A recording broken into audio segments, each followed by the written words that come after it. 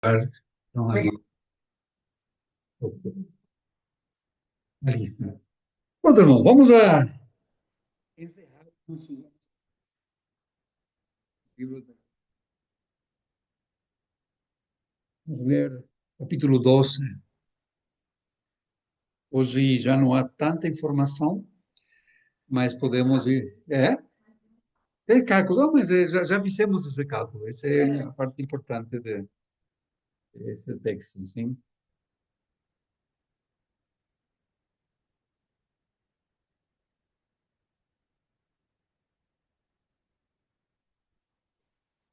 Vamos ver, Daniel.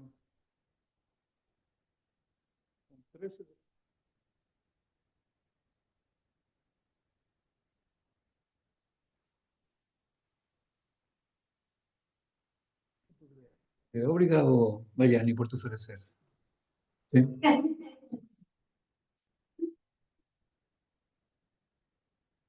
Até o final, todo o capítulo. São 13 versículos. Então, Nesse tempo, se levantará Miguel, defensor do espírito do povo, tempo de angústia, qual nunca houve, desde que houve nação até mais. Que tempo será salvo o teu povo, todo aquele que for achado escrito no livro. Dorme no corpo, para a vergonha e o eterno. Depois resplandecerão como o fogo, e há muitos como dias, como as estrelas sempre brilhando. Aquelas palavras serão livres até o tempo do fim. Muitos deles parecerão, saber se multiplicará.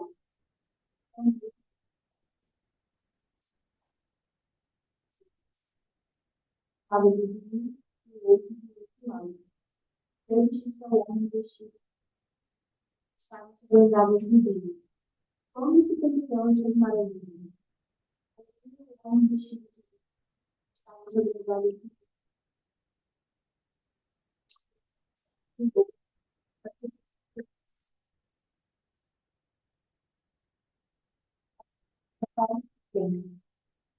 Quando se acabaram de poder, então, estas coisas, eu ouvi, porém não entendi. Então eu disse: qual será o fim destas coisas? Vai, Daniel, porque estas palavras estão palavras com o princípio vai. Aí os filhos não seguirão corretamente, mas os sábios entenderão. Todo tempo que os sacrifícios foi tirado e posta a dedicação de Deus, caindo em 1.200,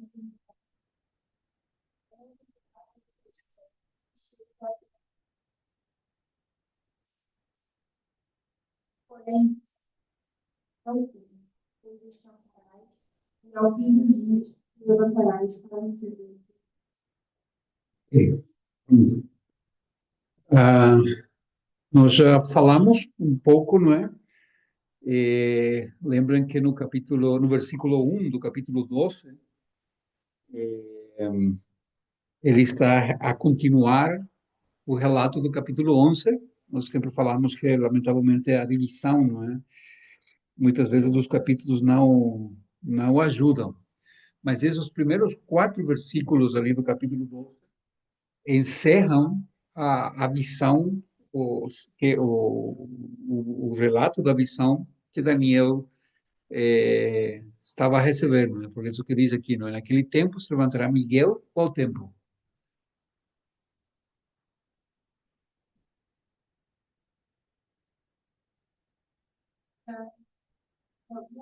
Do 11, é isso mesmo. Nós poderíamos falar a partir do capítulo, do versículo 40 do 11, sim? E no fim do tempo.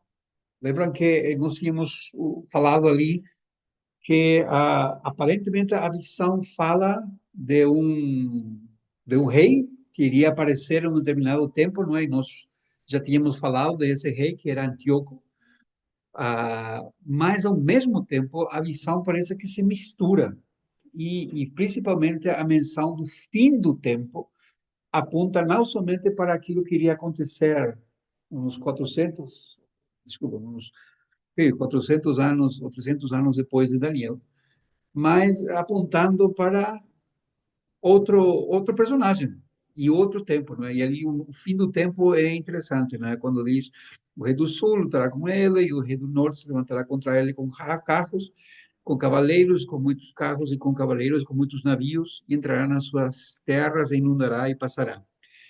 E entrará na terra gloriosa, e muitos países cairão, mas da sua mão escaparão estes, Edom, Moab, os dos filhos de Amon.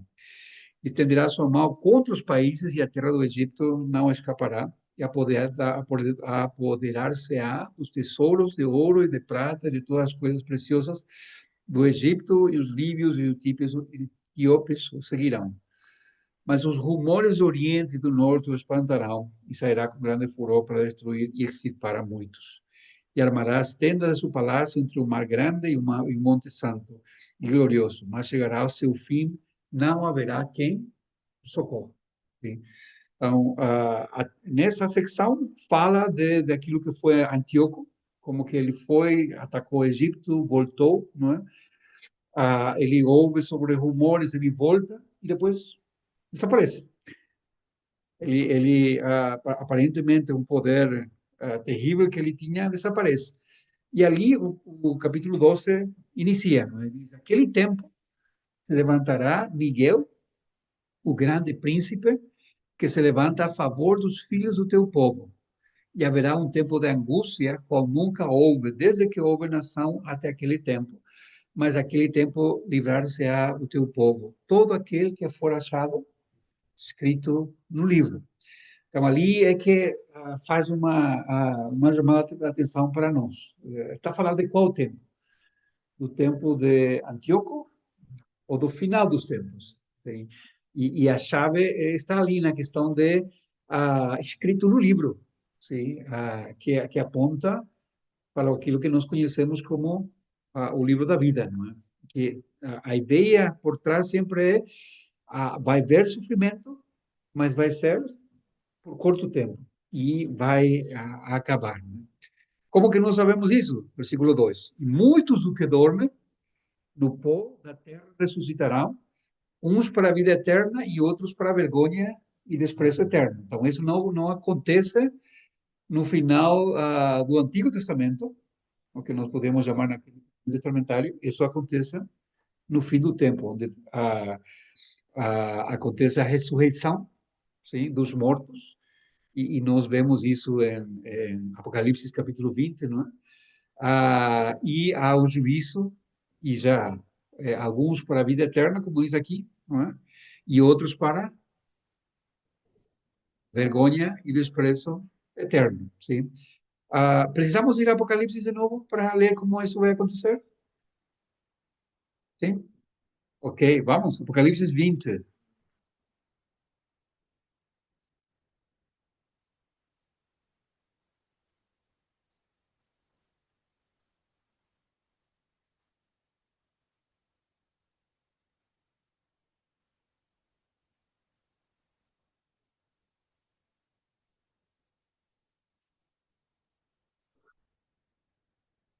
Depois deixem marcado ali Apocalipse 20, porque temos que volver depois. Para a primeira parte. Agora vamos ler a partir do versículo 11. Diz ali, e vi um grande trono branco, e o que estava sentado sobre ele, de cuja presença fugiu a terra e o céu, e não se achou lugar para eles. Ou seja, ele já fala que a história acabou. O mundo como nós conhecemos já não existe. Sim? E já estamos na presença de Deus e é colocado um trono. Sim? E quando fala de trono branco, está a falar de um trono de santidade, mas também um trono de justiça. Então, o que vai acontecer é um juízo. Sim? Pois nós vamos, versículo 12, aparece o primeiro grupo. E diz ali, quem pode ler, por favor?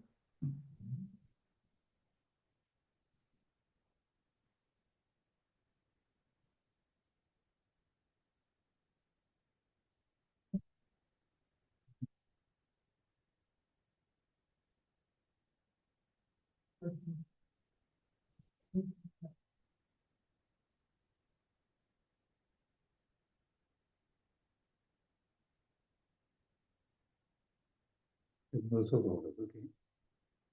Ah, então, ali fala que há um juízo, sim?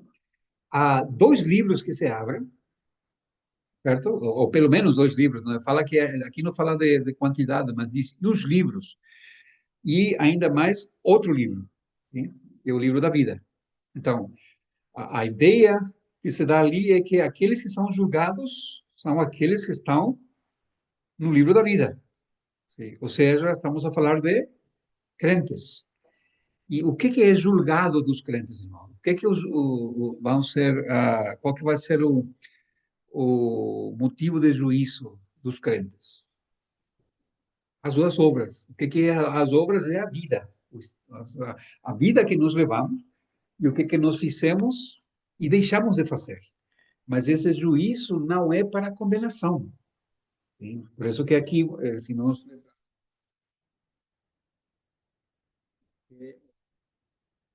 Daniel, não é? Diz, vão muitos dos que dormem no pó da terra ressuscitarão, uns para a vida eterna, sim? Ou seja, não se trata ali de a salvação já está, nós já recebemos a salvação em vida em Cristo Jesus, isso não muda, mas sim nós vamos passar por um juízo. Vamos ser julgados, não é, conforme a nossa vida, não para condenação, isso que muitas vezes o pessoal confunde. Mas como que se já são salvos, são julgados de novo? Significa que lá pode ser que a coisa mude? Não. Por isso que é interessante, não é, aprender ou entender que está a falar de dois grupos diferentes. Esse primeiro grupo não tem nada a ver com salvação, porque o livro da vida é aberto e lá eles aparecem primeiro. Pelo menos é aquilo que nós vemos aqui nessa ordem, não é? Versículo 13, aparece outro grupo, não é? E deu o mar, os mortos que nele havia, e a morte e o inferno deram os mortos que neles havia. E foram julgados, cada um segundo as suas obras. Sim? É interessante, não é? Há um segundo grupo. O primeiro grupo é julgado, agora há um segundo grupo. E esse segundo grupo vem de onde? Do mar, da morte e do inferno, que tem a ver tudo com aqueles que morrem sem Cristo, não é? Ainda aqueles que estejam vivos quando Cristo volte, que representa ali o mar. O mar representa sempre o ser humano, não é? A parte, aqueles que vivem. Deu o mar, por isso diz, aqueles que foram encontrados vivos ainda, a morte e o inferno. Sim? Então, por quê? Porque aqueles que morreram, que morrem agora sem Cristo, eles vão para onde? Vão para o inferno. Eles já estão a sofrer uma pena. É como se fosse que estão na cadeia à espera da condena. Já estão na prisão, mas estão ainda sem condena. E a condena só vai vir depois do juízo, onde eles já vão ir para o lugar onde vão passar a eternidade. Né? Ah, e a morte e o inferno foram lançados no lago do fogo. É interessante, não é? A Bíblia sempre fala da morte como o nosso último inimigo, ou seja, no sentido de aquele que nos separa de Deus, também vai ser julgado. Ele já está condenado, mas vai ser julgado. E o inferno, que é o local onde os que foram condenados estão presos, isso mesmo vai ser lançado a, a, a, a, ao lago, desculpa, ao lago de fogo, né? Que representa que já não há possibilidade de condenação. Ali acaba toda a possibilidade de condenação. No céu já não há possibilidade de condenação. Por favor, dois, três. Se a salvação são não é pelas obras. Sim, por isso que nós falamos, a salvação não é pelas obras, mas a salvação produz obras. Ou seja, por isso que nós falamos de que a partir de que nós somos salvos, ou seja, a Bíblia fala, não é, que nós temos que andar de uma maneira que demonstre que somos salvos, E isso que a Bíblia chama obras. E também Deus estabeleceu coisas que nós temos que fazer. Por isso que Efésios vai falar, não é, que Deus preparou de antemão para que nós andássemos nela. Ou seja, há um estilo de vida que nós temos que seguir. Tá? O serviço que nós temos que fazer para o Senhor. O Senhor nos dá dons, por exemplo. O que eu faço com esse dom? O que eu estou a fazer com isso? Então, essas são as, perguntas que eu vou ter que responder. Mas já não é para a salvação. Eu não faço nada para me salvar. A salvação é pela graça. Sim, é por isso que é interessante, não é, a conexão que faz aqui Apocalipse, quando ele diz ali no versículo 12, não é? Vi os mortos, pequenos e grandes, estavam diante de Deus e abriram seus livros e abriu-se outro livro, que é o da vida. Sim? Quando que os nossos nomes são escritos no livro da vida?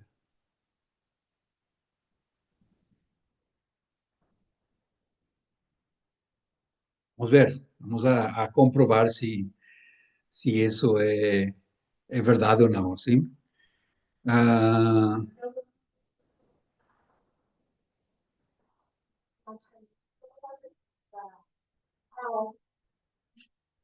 sim, a partir dali, sim, é a partir dali. Um texto que ajuda muito, antes de Efésios, vamos ler esse texto, que é um texto preferido, não é? É Ezequiel 36,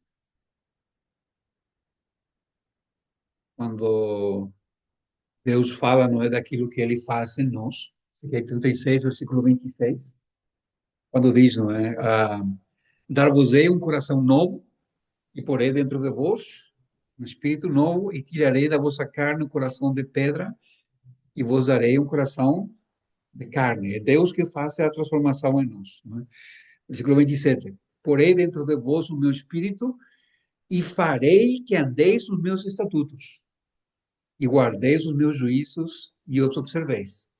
Ou seja, o natural para o crente é viver de uma maneira que agrada ao Senhor. Então, isso que vai ser julgado depois. O sea, o natural é porque eu tenho o Espírito de Deus e o Espírito de Deus vai me guiar a isso. Agora, isso não tira a responsabilidade de mim. A partir de que eu passo a ser crente, eu tenho uma responsabilidade. Eu tenho a palavra de Deus, eu tenho que ler a palavra. Eu tenho acesso a Deus, então eu tenho que falar com Deus.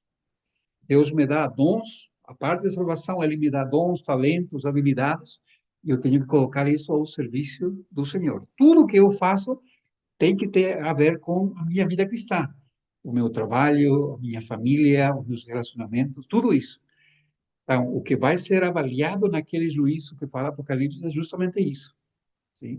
Para quê? Porque Deus vai a recompensar. Sim? E ali que entra a ideia de galardões, não é? Coroas. Ele recompensa, porque Deus é justo. Assim como ele vai castigar, ele vai recompensar os justos. Sim? Só que Deus não eu me vou arrepender de ter falado isso, né? Mas pronto. Deus não é socialista, né? Ele não vai falar, pronto, já está tudo no céu, então todo mundo vai receber uma coroa, né? Para que ninguém fique zangado. Deus não está nem aí com aquilo que quem fica zangado com ele ou não. Ele vai recompensar a cada um segundo as suas obras. Sim.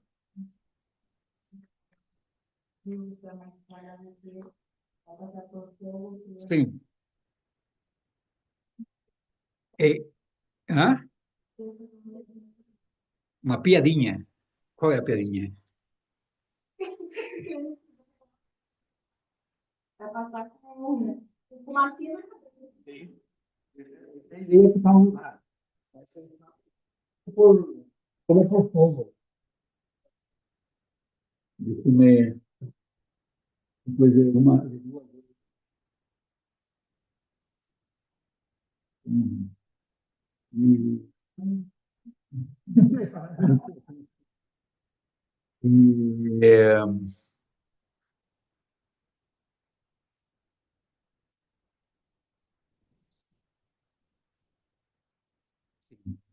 1 Coríntios, capítulo 13.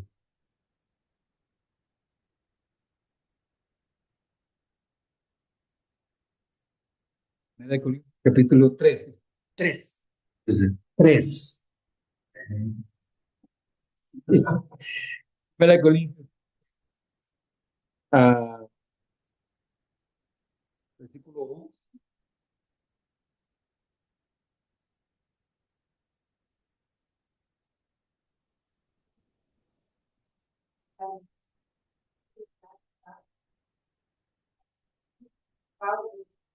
Isso. Continua, por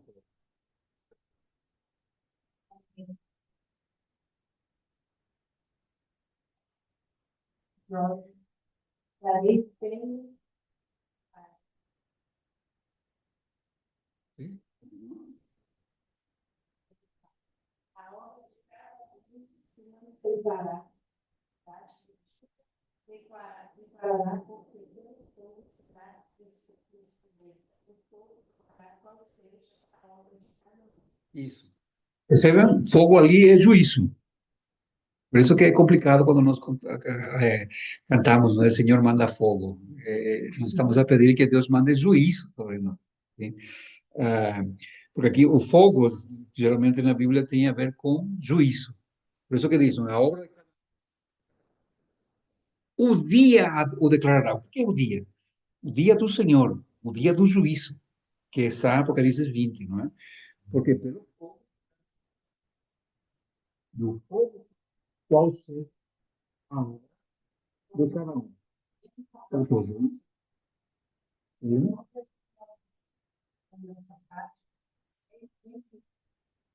é isso mesmo. Ou seja, e a ideia é, se a obra foi com bons materiais, sim? Se tu colocas fogo a ouro e prata, o ouro e a prata é purificada, não é? Mas coloca fogo em madeira, feno e palha, o que acontece? Pega fogo, desaparece. Né? Então, por isso que Paulo fala, né? Cuidado com o material. E os irmãos vão a, eh, Isso. No 13.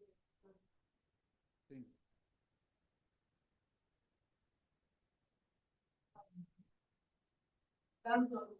Você não tem nada. Obras bem fáceis, né? Tem um par de não, não é você, é as suas obras. Olha o que diz o 15. O 15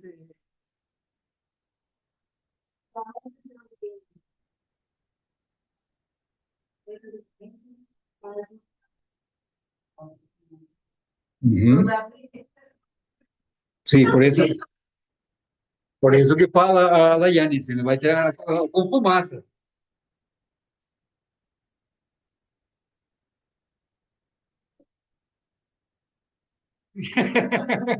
Vai ter um cheiro de fumaça ali, né? Por isso, é isso. É salvo, mas, não, mas o- onde que vai estar a vergonha? Não é? Qual que vai ser a vergonha? É que depois, quando já o juízo acabe, quando Satanás, o inferno, os demônios, os ímpios vão para a condenação eterna, nós ficamos com Deus. E ali inicia o culto a Deus. E o que é o culto ao Senhor ali? O que vai ser? Todo aquilo que recebemos coroas, vamos colocar aos pés de Jesus Cristo.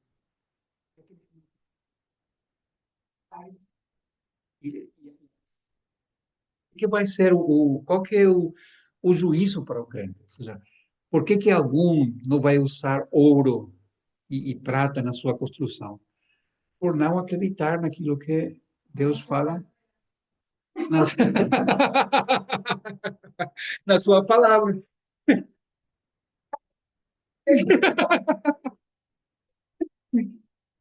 Olha, aqui tem a lista. São 66 livros que falam da lista.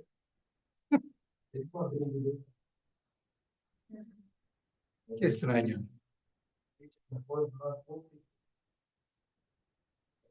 Um estava brincando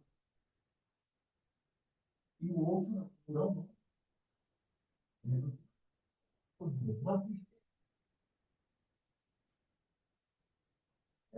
Mas não, é que você pega a fazer fácil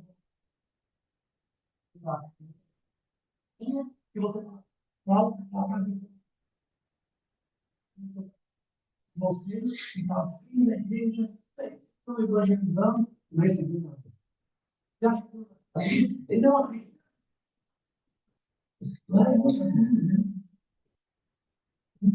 Sim, nesse sentido é que não vamos ter tristeza nesse sentido, não é? Mas a parte para mim complicada, ou seja, a pergunta que eu não vou conseguir responder e acho que nenhum de nós vai ser, por que não acreditas em mim? Eu te di as ferramentas, tinhas tudo. Precisavas de sabedoria. O que a Bíblia diz? Se alguém tem falta de sabedoria, peça ao Senhor. Sim? Ah, precisavas de recursos. O que a Bíblia diz? Confia no Senhor, sim, em todo o teu caminho, confia nele e ele tudo fará. Ou seja, o que vai ser julgado aí é justamente quanto que nós acreditamos em Deus. E isso que vai ser a parte triste, não? Ser triste em um sentido, vai ficar evidente. Graças a Deus pela sua salvação. Mas a grande questão para mim, não é? Vai ser, não, o problema não foi do lado do Senhor. Ele deu tudo o que era necessário. O problema sempre esteve em mim.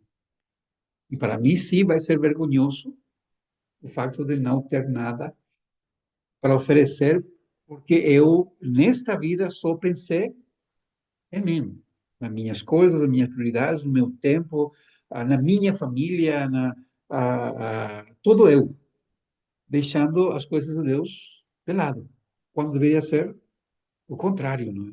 Quando Jesus fala, não é? Buscai primeiramente o reino de Deus e todas as outras coisas serão acrescentadas. Então passa por ali. É quanto nós acreditamos ao Senhor. Sabe, não é o nome das obras que Não, está a falar de toda a vida, está a falar de toda a vida. Sim? Está a falar de toda a vida. Porque ah, uma expressão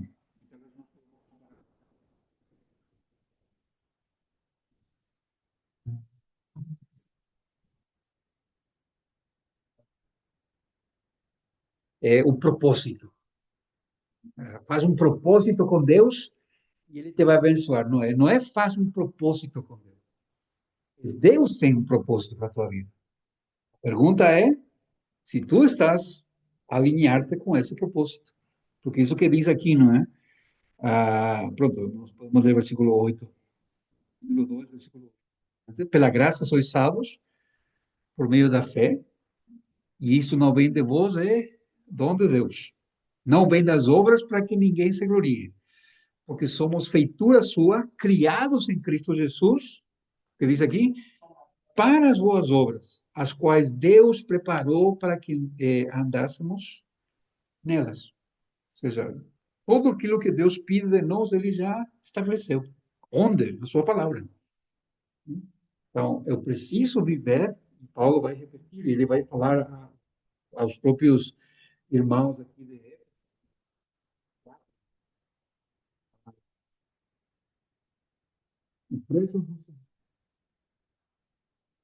da vocação com que fostes chamados. Ou seja, nós precisamos viver. Então, por isso que eu preciso avaliar a minha vida sempre. Eu estou a viver de uma maneira que agrada ao Senhor. A minha vida agrada ao Senhor. Tudo quanto eu faço agrada ao Senhor. Sim? Porque, de novo, nós podemos cair no erro, e é o que acontece muitas vezes, não é? O cristão entrar no ativismo. Então, não, mas eu estou, todos os dias que há culto na igreja, eu estou.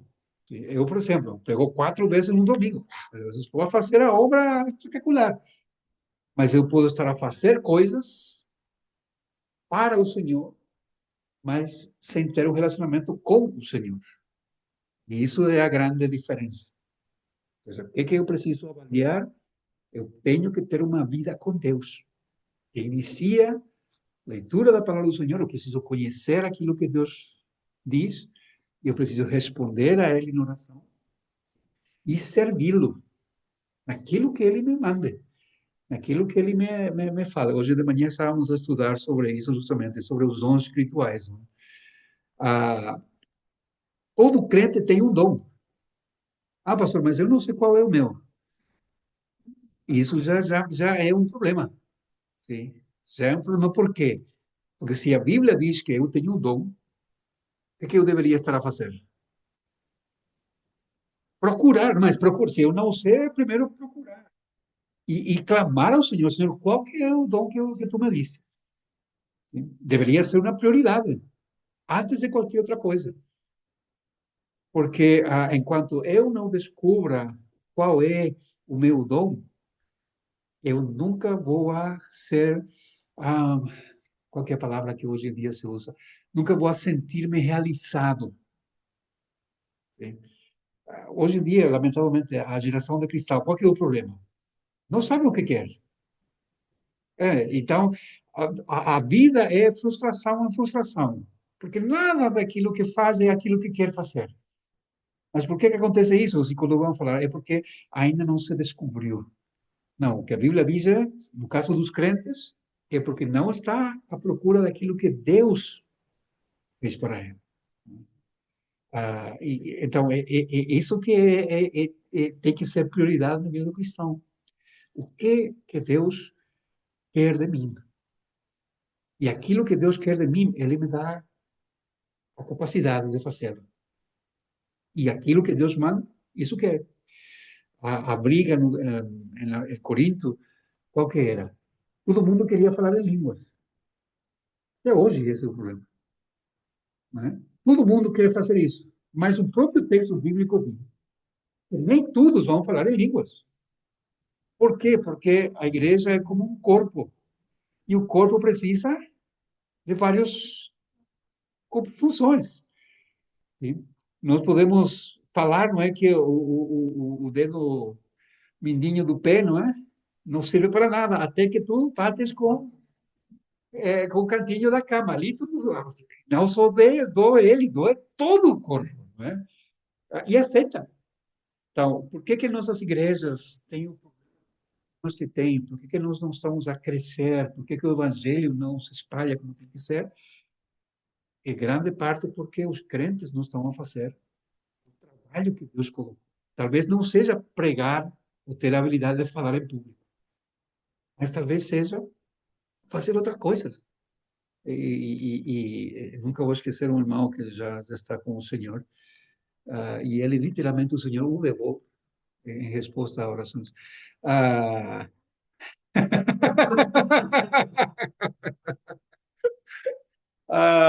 como que ele me falava, né? Estávamos na época, ele formava parte da liderança da igreja onde nós estávamos, e pronto, eu tentava empurrar os irmãos, não é, a não olhar para o pequenito que éramos, o limitado que éramos, mas a pensar em formas grandes. Então eu mostrava para eles, olha essa igreja aqui, 35 mil membros. Como será que é a liderança dessa igreja? Será que está preocupado? Fulano não me cumprimentou. Olha o que está fazendo fulano. Ou eles têm que estar focados em fazer. E ele, na sua cabeça, não é, o que, que ele estava a pensar? Pastor, já pensou no irmão que está encarregado de colocar 35 mil envelopes?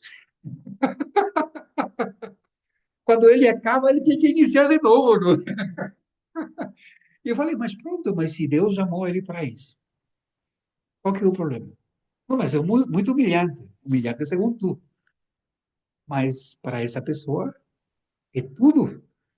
E quando nós descobrimos aquilo para qual Deus nos chamou, isso soluciona muitos problemas. Porque eu não estou preocupado com o que eu vou fazer. Não, eu sei o que eu vou fazer. Irmãos, para mim, pregar é a coisa mais difícil.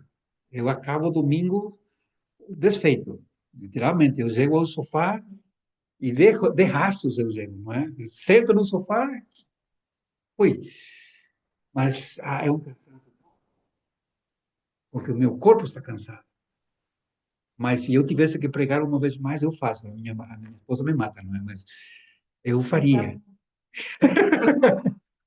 Eu faria. Mas por quê, irmão? Não porque eu sou bom naquilo que eu faço, não é isso. Mas eu me sinto realizado.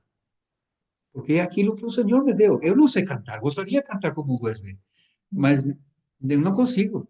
Gostaria de fazer outras coisas, trocar um instrumento. Ah, quantas vezes já tentei, mas não. Mas falar do Evangelho, falar da palavra do Senhor, ensinar a outros, isso vale a pena. E isso, para mim, eu sempre falo, não é que isso me ajudou muito na minha adolescência. Quando eu senti o chamado do Senhor, eu tinha 16 anos. E isso resolveu a minha adolescência. Eu não eu tive problemas e ajustes como todos adolescentes, mas eu, desde os 16 anos, eu sabia e eu sei o que Deus esperava de mim. Nós iniciamos a namorar, nós começamos a namorar nessa época, justo depois de que eu. É isso mesmo, essa foi a nossa conversa. A primeira conversa.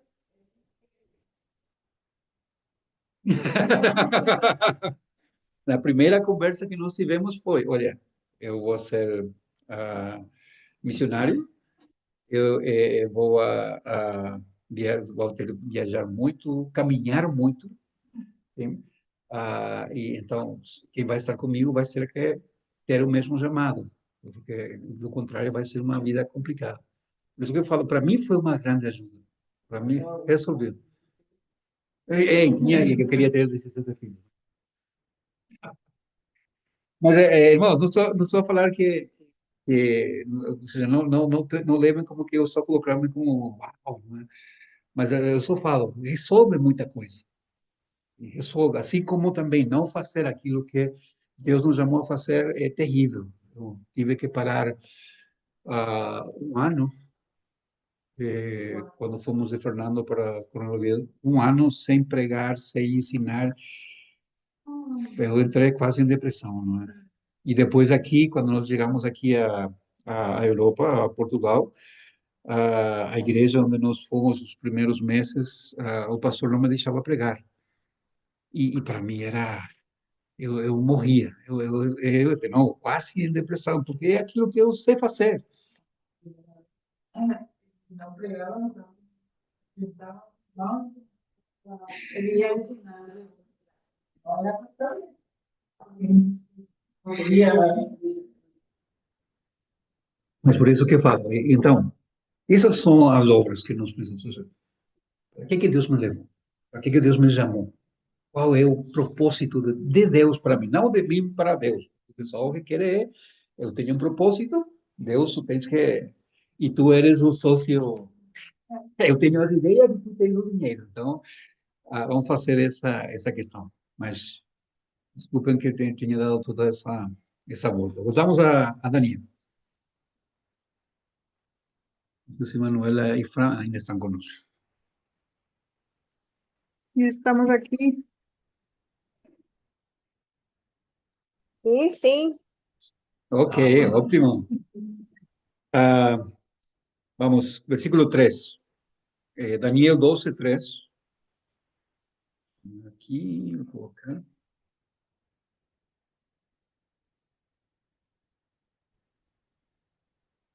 Os que foram sábios, pois resplandecerão o fulgor do firmamento, e os que amam como as estrelas sempre e eternamente. Lembram o que significa? Quem que são os sábios? Aqueles que ouvem o evangelho. Okay? E aqueles que ensinam o evangelho. Okay? Aqueles que ensinam a justiça é ensinar o evangelho. Mostrar a palavra. Né? E diz ali, como as estrelas sempre irão a resplandecer, né? Como as estrelas sempre e eternamente. Significa que irão a viver para sempre com o Senhor. Ele é o sol, Nós, como estrelas, vamos estar com ele pela eternidade. Nós estamos a falar dos salvos. Então, Daniel encerra estas palavras e sela este livro. Até o fim do tempo, muitos correrão de uma parte para outra e o conhecimento se multiplicará. E lembram que nós falamos do selar ali, era guarda uma cópia. Guarda é uma cópia, mas não significa fecha conhecimento. Guarda uma cópia, mas isso vai ser conhecido. Estamos até ali? Acaba a revelação. Tá bem? Versículo 5 inicia outra. Então, diz aqui, eu, Daniel, olhei e eis que estavam em pé outros dois. Como que outros dois? Quem que estava ali com ele? Um desse lado à beira do rio e outro do outro lado à beira do rio. Lembra que sempre que ele estava à beira do rio Tigres, sim? É onde ele recebe, não é? No início lá, no capítulo 10. Sim? Esses dois são anjos, sim? Ah, mas fala o que? Versículo 6, olha. E ele disse ao homem vestido de linho, que estava sobre as águas do rio: quando será o fim dessas maravilhas? Quem é um homem vestido de linho? Seguro?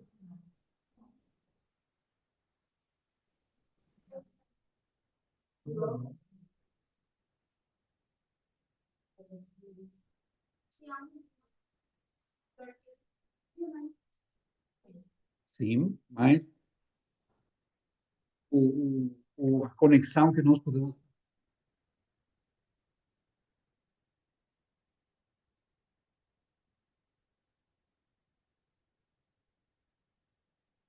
Capítulo 10, versículo 5. Lembram que capítulo 10, 11 e 12 é a mesma visão?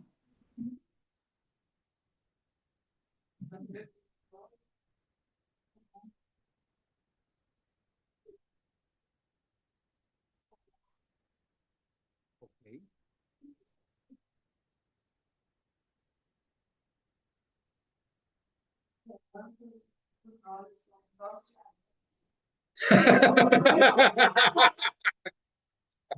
Porque eu vi que ele entrou pela questão da eternidade. Sim, mas está a falar de isso. Ah, mas continua, né? do Senhor, né? Os pés da voz, as palavras dessa uma voz. Isso. Porque nós não sabemos que ele, que esse ali é Jesus.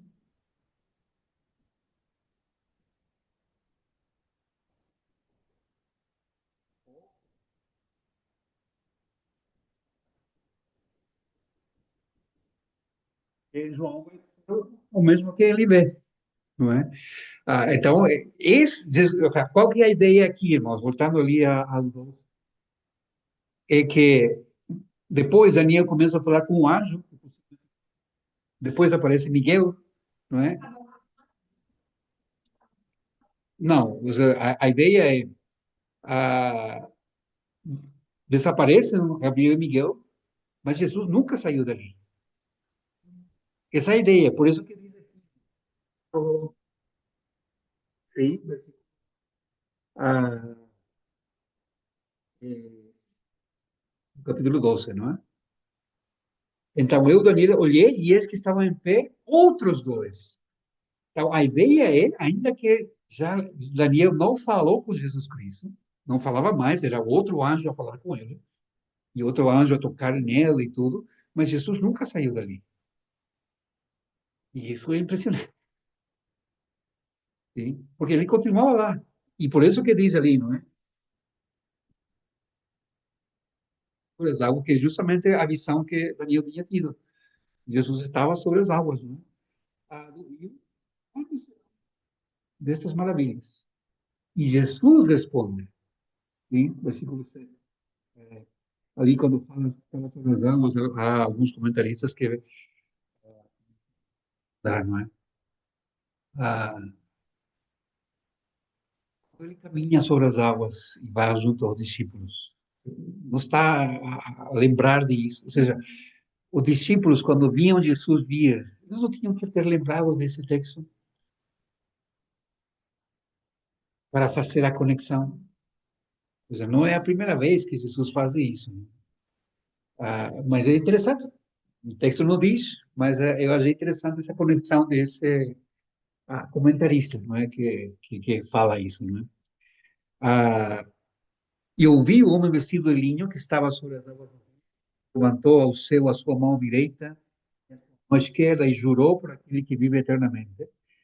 E isso seria para um tempo, tempos, imitado o tempo. E quando tiverem acabado de espalhar o poder do povo santo, todas essas coisas serão cumpridas. O que significa levantar a mão direita e esquerda ao céu, irmãos? É um juramento. Geralmente só se faz a mão direita, mas no caso ele faz os dois, falando que isso iria acontecer. Sim. E jurar pelo que vive eternamente, ele estava a jurar pelo trono de Deus, por Deus, sim, por Deus Pai.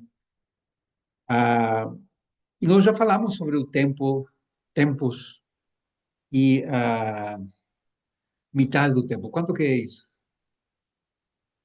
Quanto tempo estamos a falar? Mais ou menos. Mas será que vai durar 3 anos e meio só? 3 anos, nós fizemos o cálculo, lembra? Vamos ver se faço lembrar. 13 e meio era a metade de quanto? 7. 7 é, em Apocalipse, o número que fala de perfeição, o completo. E lembra que falamos de 7 igrejas, 7 candeeiros, ou 7 anos, 7 casas, assim. Uma coisa completa. 3 e meio seria meio tempo completo, ou seja, não dura uma eternidade, dura em contraste com a eternidade. A ideia é que o sofrimento, a perseguição que vai acontecer ainda, não é? E lembrem que nós sempre estamos falando da história do mundo cada vez piorando. Isso aqui não melhora, ainda que muitos querem que melhore. Não melhora no sentido, não que não haja melhora financeira, sim, mas moralmente e espiritualmente a coisa vai piorar. Então, cada vez muitos mais vão deixar de ser crentes, as igrejas vão ficar cada vez mais vazias, não é? Porque o secularismo, o mundanismo vai pegar o pessoal. Anos atrás, falar de desigrejados era uma. Ninguém pensava nisso. Agora há uma comunidade de desigrejados. E até há pastores virtuais já. Né? Eles próprios ensinam, não precisa de congregar. Assista meus vídeos no YouTube, dê na campainha, não é? E me siga. Claro, pronto. Mas o pessoal faz, porque é muito mais cômodo. Ninguém está a controlar-me, ninguém está a seguir o meu passo e está a falar comigo coisas que eu não queira ouvir. Ah, tudo isso vai ser assim. A impiedade vai crescer, sim. Mas isso, de novo, nós precisamos lembrar, tem um tempo, um limite. Há não vai ser por sempre. Então, o que o crente precisa fazer? Ainda que a coisa pareça ruim, o crente tem que perseverar. Qual que é a mensagem para as 7 igrejas? Como que acaba cada mensagem? Ou que vencer, promessa, não é? Ou que vencer, ou que vencer. Ou seja, porque a questão não é o mundo que marca o tempo de Deus. É Deus que marca o tempo do mundo. Ainda que o mundo pareça que vai acabar com a igreja, e aqui, por exemplo, diz, né, quando tiverem acabado de espalhar o poder do povo santo. Lembram ali no capítulo 10 o que queria acontecer com o povo santo? Ia ser destruído. Está falando da igreja. A igreja, como nós conhecemos, vai acabar. Agora nós podemos nos reunir. Quem diz que naquele tempo vamos conseguir continuar a fazer isso? E próprio Jesus pergunta, não é? Quando o Filho do Homem voltar, será que vai achar fé na terra? Porque estava falando, a coisa vai ser dura mesmo. Imagina que agora, para mim sempre é engraçado, não é? Ah, o crente europeu, o crente do Minho, chove, faz frio, já é um problema. Sim, isso, não é? Por isso que eu falo, eu estava a brincar, não é? Mas é uma coisa que acontece. Vocês sabem que nós estamos a ser ouvidos. Nós estamos a ser ouvidos. Já temos aparelhos que estão a ouvir-nos, não é? E tudo o que nós falamos fica gravado. Então, dificilmente nós vamos poder ter uma reunião até via virtual, porque vão saber onde nós estamos. Eles sabem onde nós estamos. Sim, é isso mesmo. É impressionante. Nós até fizemos o jogo com a Laura, não é? Que falamos assim devagarzinho, não é? E daqui a pouco, sim, alguma coisa.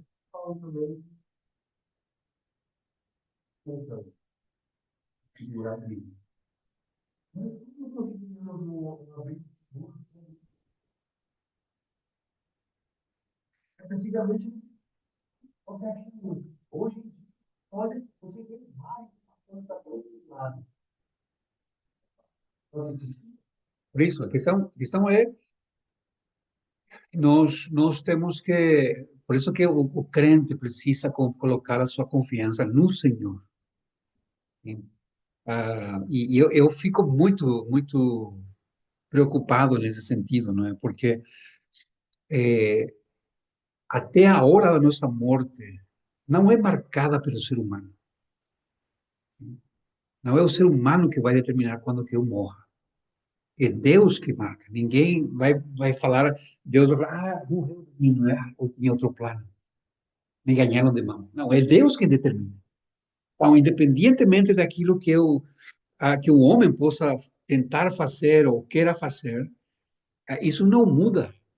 Mas se vocês veem nas vistas das redes sociais, principalmente do YouTube, o que o crente está a procurar mais? E já há estatísticas disso. Hoje em dia não são pregações, é teorias de conspiração. O que fala isso da nossa... Qual que é a nossa preocupação? Eu quero descobrir o que os irmãos vão fazer para eu me adiantar. Mas o que a Bíblia nos fala? E olha o que diz ali, voltamos ali a versículo 8. Eu, pois, ouvi, mas não entendi. Por isso eu disse, Senhor meu, qual será o fim destas coisas? Veja, é interessante, não é, Dani? Ele está, ele está curioso. E ele fala, eu não entendi, eu quero saber qual é a resposta que ele recebe. Versículo 9.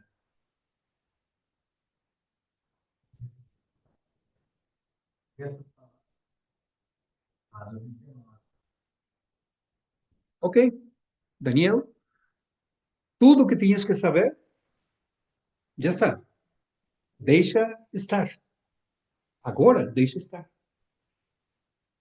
Tudo quanto Deus queria que tu e o povo e aqueles que vêm depois de ti saibam, já foi revelado, já foi mostrado. Deus está no controle da história.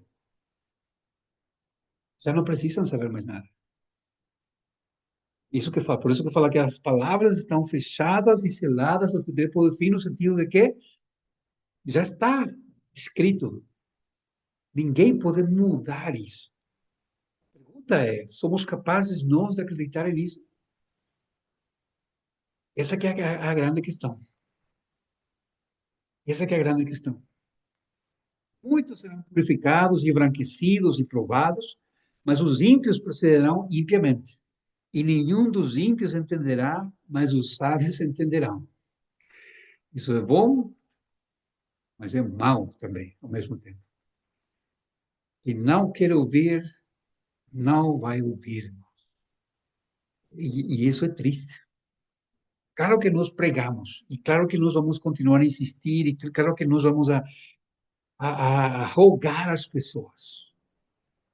Mas o ímpio vai agir impiamente, é isso que está a falar, não é? Mas também muitos vão ser purificados, embranquecidos. Desde o tempo em que o sacrifício contínuo for tirado, versículo 11, e posta a abominação desoladora, haverá 1290 dias. Sim? Esse é um número que nós não sabemos aqui o que significa. E não há explicação. E o que é pior é que o versículo 12 complica mais ainda. Sim, outro número. Bem-aventurado eram engenho até 1335 dias. Ou seja, há um tempo para o mal e há um tempo para o bem. O bem vem depois. Ou seja, bem-aventurados não o que resistem o tempo do mal. Bem-aventurados aqueles que ultrapassam, e nas palavras do Apocalipse, vencem e podem desfrutar do que vem depois. Sim, do que vem depois. Versículo 13. Tu, porém,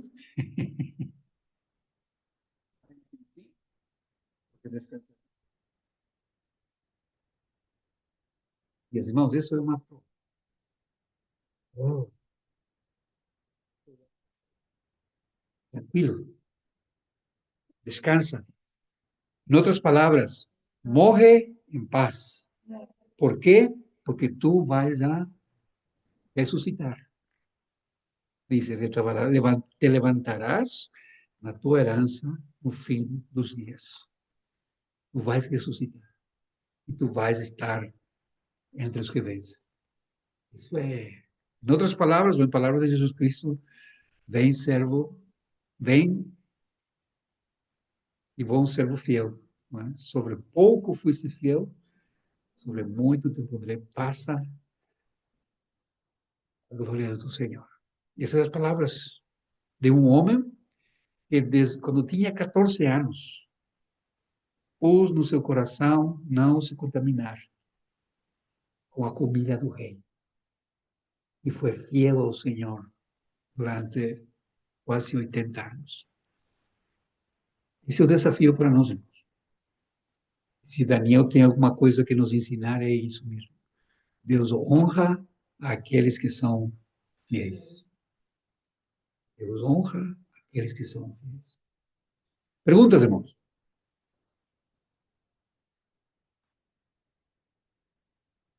Algum outro cálculo que a Daiane quer fazer?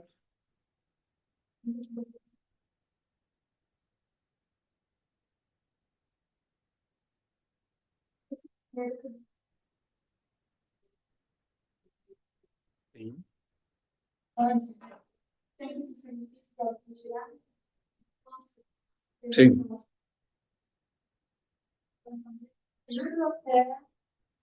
Não. Muitos já tentaram fazer cálculo, isso que é uma parte que chateia muito, não é? Já Jesus tinha falado que ninguém sabe, não é? Mas o pessoal tenta fazer cálculos. Por isso que, fazendo os cálculos, chegava ao ano 2000.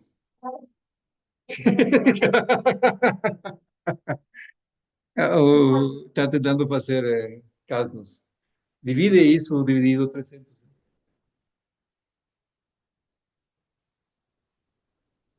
Quanto? Isso. Tempo, dois tempos, metade de um tempo.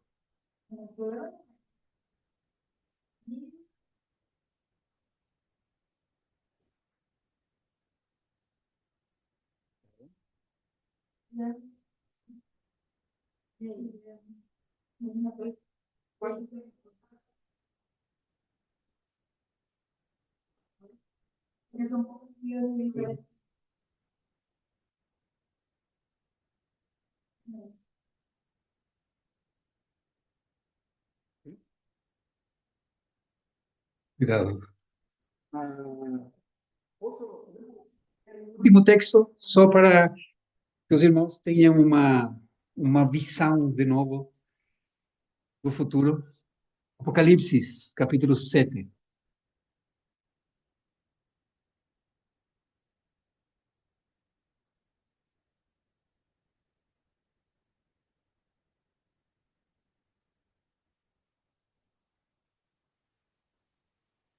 Lembram em que capítulo fala da marca da besta? Qual capítulo do Apocalipse? São coisas que é importante saber, irmãos.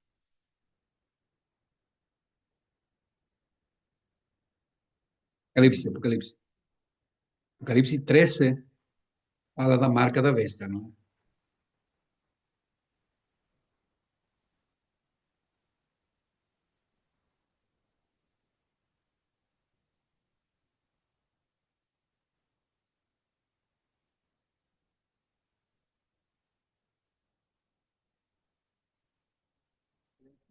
Versículo 16 diz: "Paz a todos, pequenos e grandes, ricos e pobres, livres e servos, excede a ou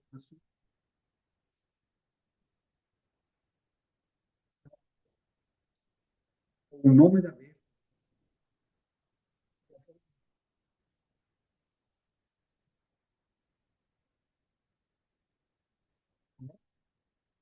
66, o famoso, isso, mas o famoso selo, o carimbo da besta, não é? Ah, quem que vai levar isso?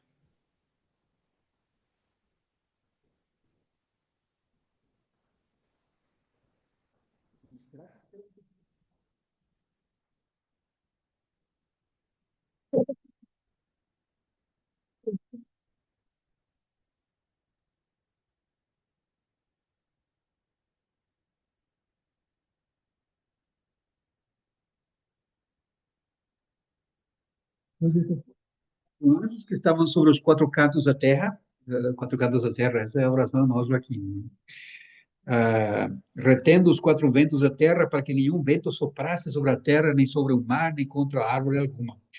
Vi outro anjo subir do lado do sol nascente, que tinha o selo do Deus vivo, e clamou com grande voz aos quatro anjos, a quem foi dado o poder de danificar a terra e o mar, dizendo: não danifiqueis a terra, nem o mar, nem as árvores, até que hajamos selado nas suas testas os servos de Deus. Quem que são selados antes? Os crentes. Os crentes. Os crentes são selados antes. Depois vem o selo da besta. Geralmente, nós falamos mais sobre o selo da besta, não sobre que Deus já tem selado, não é?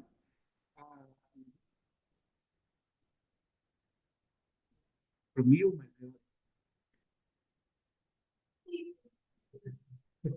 sim. Eles esquecem de continuar. Versículo 9. Depois essas coisas e eis aqui uma grande multidão, a qual ninguém podia contar, de todas as nações e tribos e povos e línguas que estavam diante do trono e perante o Cordeiro, trajando vestes brancas e com palmas nas suas mãos. E clamavam com grande voz, dizendo: salvação ao nosso Deus, que está sentado no trono e ao Cordeiro. E todos os anjos estavam ao redor do trono,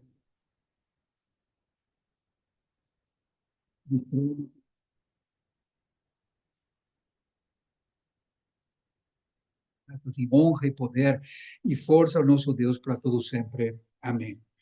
E um dos anciãos me falou dizendo: esses que estão vestidos de vestes brancas, quem são e de onde vieram?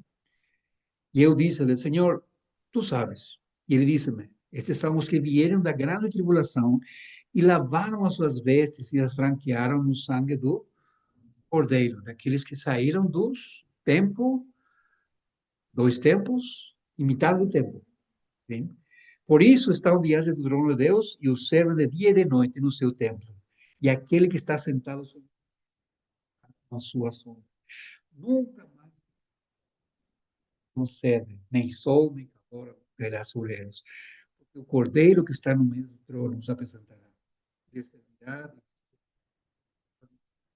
e Deus verá dos seus olhos toda a lágrima. É muito interessante a maneira que Apocalipse é escrito. Aqui está a falar de novo, onde que estão os crentes. No capítulo 8 começa de novo a história. Né? E essa é a parte que muitas vezes nós não conseguimos enxergar. Uma e outra vez, tanto Daniel como Apocalipse falam, Deus está em controle da história. E Deus já falou como que a história acaba. E onde estão os crentes? A Bíblia já fala. O que nós precisamos é acreditar naquilo que Deus diz. Esse é o grande desafio do nosso tempo. E a grande pergunta para o nosso tempo. Quanto que nós acreditamos naquilo que o Senhor nos fala? O Senhor nos ajude. O Senhor nos ajude. Fica claro alguma coisa aqui?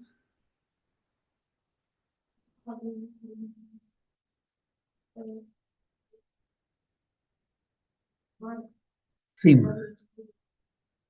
Fala que aqueles que saíram, né, da tribulação, aqueles que venceram de novo. Como Daniel disse, ser aprovado, É isso mesmo. Por isso que há uma conexão entre Daniel 12, Apocalipse 7 e Apocalipse 20. É essa conexão que nós vamos ver continuamente. Por isso que falamos, né? Nós precisamos primeiro ler Daniel para depois poder entender Apocalipse. E precisamos ler Apocalipse para poder entender Daniel. Assim como precisamos ler Levítico para entender Hebreus e ler Hebreus para entender Levítico. Levítico é um livro que ninguém quer ler. Pronto, irmãos. Estamos bem? Alguma outra pergunta? Manuela, Sí, solamente una pregunta sobre los 144.000, porque no oí a los sí. hermanos hablar, entonces me perdí un poquito ahí el tema. Pronto, 144.000 está a falar, é um múltiplo de 12, e está a falar sobre o povo de Deus, ou seja, está a falar dos crentes, tanto do Antigo como do Novo Testamento. Essa é a referência ali, não é? Não é que só 144.000 estão no céu, não é? Que é o problema que entra nos testemunhos de Jeová, Ujú. testigo de Jeová, quando eles falam, não é? De que são 144.000, no início era só isso que iam ser salvos, só que eles são milhões agora. Então, qual que é a explicação que eles dão? Não, 144.000 que vão estar no céu com Deus. O resto vão estar na terra. Só que o texto que nós acabamos de ler diz que essas pessoas estão no céu, não na terra. Ou seja, não há uma diferença. Estão na presença do Senhor. Mas é uma referência a crentes. Sim? Gracias. Ok. Fran, alguma questão? Não, não. Estás ali ainda? Sim, sim. Ok. Pronto, muito bem. Eu vou parar aqui a